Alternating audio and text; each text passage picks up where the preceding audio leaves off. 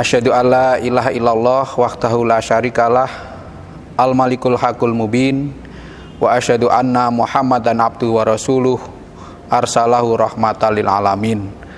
Allahumma sholli wa sallim ala Muhammadin wa ala alihi wa ashabi ajmain. Saudara sekalian yang berbahagia, di dalam surat An-Nisa ayat 24 itu ada ungkapan begini: wa uhilla lakum ma wara'a dzalikum antabtahu bi amwalikum muhsinina ghaira musafihin. Ayat ini memang menjelaskan kesempurnaan orang-orang yang disebut mahram, orang yang dilarang untuk dinikahi. Ya. Jadi dilarang dinikahi itu bisa karena hubungan darah, bisa karena hubungan persusuan, bisa karena hubungan perkawinan.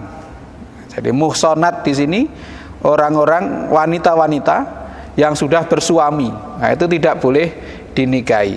Nah, lalu Al-Quran mengatakan kamu boleh mengambil yang selain itu, selain yang disebut dalam surat An-Nisa ayat 23 dan 24 ini. Dengan harta yang kamu miliki, kamu bersungguh-sungguh untuk kawin gitu. Menggunakan istilah muhsinin, pakai shot gitu. Bersungguh-sungguh untuk kawin. Bukan musafihin, ghaira musafihin. Bukan sekedar untuk menumpahkan air. Artinya orang berumah tangga itu tidak semata-mata untuk bersenang-senang, tidak semata-mata untuk menyalurkan hawa nafsu.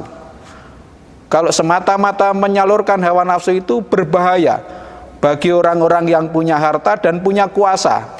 Nah, nanti bisa sewenang-wenang, tidak memperhatikan soal halal dan haram. Yang penting nafsu farajnya atau nafsu seksnya tersalurkan. Nah, dengan demikian kata musafihin itu benar-benar hanya untuk menyalurkan hawa nafsu seks, dan itu bisa menjadi pelecehan bagi kemanusiaan, bukan hanya bagi perempuan tetapi juga bagi laki-laki. Nah, untuk itu Quran itu mengatakan muhsinin, sebenar-benar nikah, sebenar-benar kawin. Nah, dengan begitu maka yang namanya membentuk rumah tangga itu tidak semata-mata untuk reproduksi, tetapi juga untuk regenerasi, untuk kaderisasi. Sehingga dalam surat An-Nisa ayat 9 Allah Subhanahu wa taala juga memerintahkan, a'udzubillahi minasyaitonirrajim, wal yakhshal ladzina law taraku min khalfihim dzurriyyatan di'afan khafu 'alaihim falyattaqullah wal yaqulu qaulan sadida. Dan takutlah kamu kalau di kemudian hari meninggalkan anak cucu yang lemah, maka bertakwalah kepada Allah dan berkatalah dengan perkataan yang benar.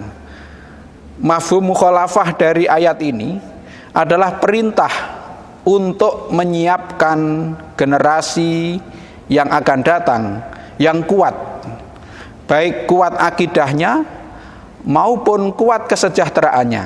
Nah, ini yang harus disiapkan oleh keluarga.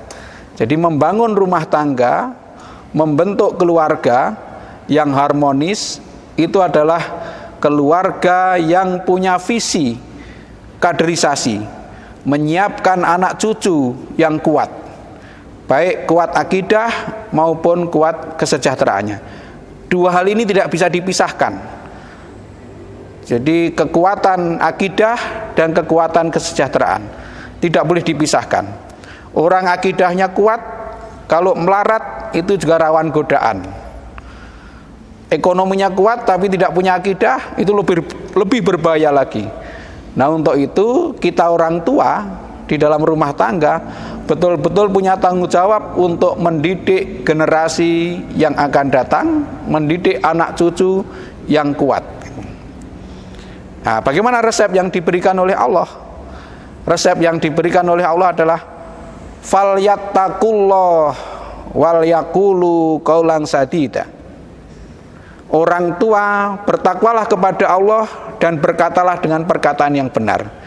Artinya, dalam mendidik anak, menyiapkan generasi yang kuat itu dengan cara orang tua menjadi teladan dalam ketakwaan dan kejujuran.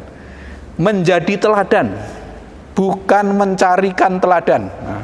Nah, kalau mencarikan teladan itu gampang, karena dalam sejarah banyak orang-orang baik yang bisa dijadikan contoh. Itu perlu, tetapi belum mencukupi.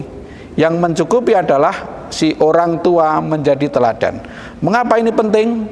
Karena anak itu sudah diberi contoh, diberi teladan saja, belum tentu bisa mengikuti. Apalagi kalau hanya ditunjukkan teladan, itu sangat jauh. Nah, maka mari para orang tua dalam mendidik anak, yang basis utama pendidikan anak itu adalah pada ibu. Nah, kalau ibu punya kelemahan, maka bapak itu punya tanggung jawab untuk menyempurnakan kelemahan ibunya itu, sehingga saling melengkapi antara suami istri itu di dalam mendidik anak, menyiapkan generasi yang akan datang yang lebih baik. Nah, tentu pendidikan itu utamanya adalah pendidikan agama. Jadi kalau orang dalam keluarga itu pemahaman agamanya bagus semua, itu akan memudahkan untuk mendidik anak menjadi kuat, baik secara akidah maupun kesejahteraan. Tapi sekali lagi resepnya dua. Orang tua menjadi teladan dalam ketakwaan dan kejujuran. Nah, kejujuran ini penting, karena Nabi mengatakan jujur itu mengantarkan kepada kebaikan. Insya Allah kejujuran itu akan memudahkan kita membuka peluang untuk terwujudnya kebaikan-kebaikan, termasuk kebaikan di dalam rumah tangga. Kejujuran.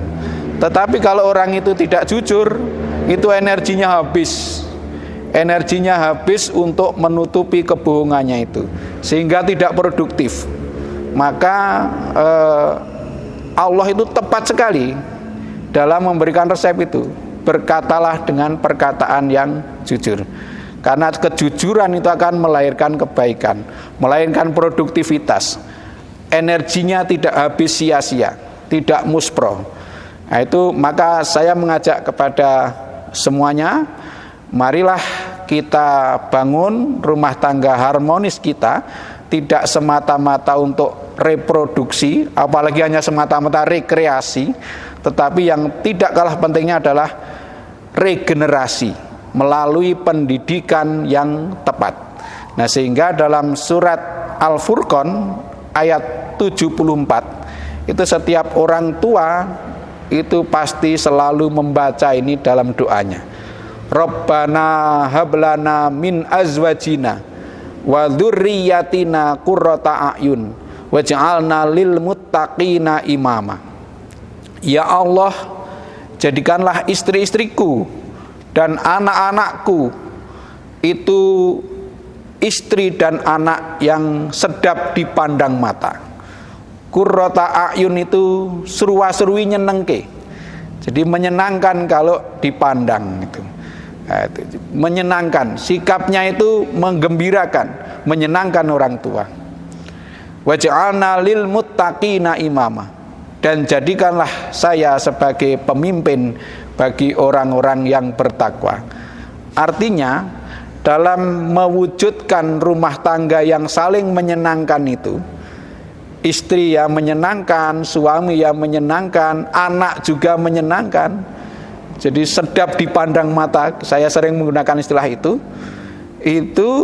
tidak cukup hanya berdoa dan memerintah saja, tapi permohonannya kepada Allah itu waj'alna lil muttaqina imam, dan jadikanlah saya sebagai pemimpin bagi orang-orang yang bertakwa.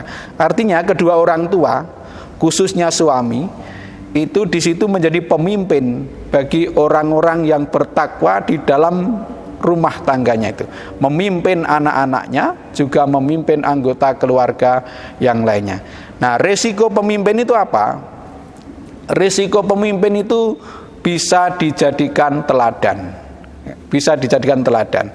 Itu pemimpin. Maka praktis orang tua wajib berusaha semaksimal mungkin bisa menjadi teladan bagi anggota keluarga yang lainnya dalam mengamalkan ajaran Islam, dalam berakhlak, dalam berbudi pekerti yang baik. Nah, dengan demikian maka doa itu insya Allah akan mudah terwujud kalau kita itu para orang tua khususnya itu bisa menjadi pemimpin bagi orang-orang yang bertakwa. Yang pemimpin itu harus menjadi teladan. Saudara sekalian yang berbahagia, jadi titik tekan kita pada kesempatan ini adalah pentingnya menyiapkan generasi anak cucu yang lebih baik daripada kita. Dan sebagai seorang pemimpin dalam menyiapkan itu dalam rumah tangga, kita tidak boleh putus asa. Kita ingat sejarah Nabi Su'aib itu, Nabi Zakaria dalam surat Maryam 10 ayat pertama itu menerangkan betapa Nabi Zakaria itu sangat inginnya punya kader yang meneruskan perjuangannya, tapi tidak putus asa. Di situ digambarkan Nabi Zakaria sudah tua, rambutnya sudah memutih, sementara istrinya itu digambarkan sebagai perempuan yang mandul, yang tidak punya potensi untuk punya anak. Itu kan secara lahiriah sudah tidak mungkin melahirkan anak itu. Tetapi toh Nabi Zakaria tidak pernah putus asa, terus berdoa dan bekerja, memohon kepada Allah dengan sungguh-sungguh, sampai akhirnya memang Allah mengabulkan permohonannya. Nah, lahirlah anak dari Nabi Zakaria itu.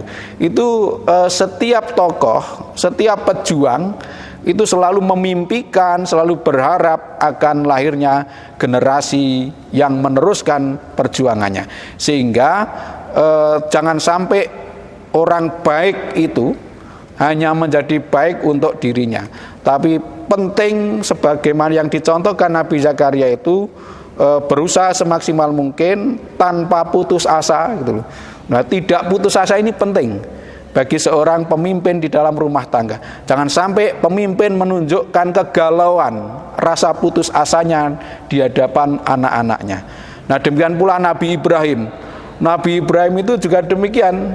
Istri sudah menikah lama sekali belum punya anak, tapi terus berusaha sehingga apa yang dicita-citakan itu akan terwujud. Nabi Ibrahim bisa punya anak 2, Ismail dan Ishak, dari 2 istri.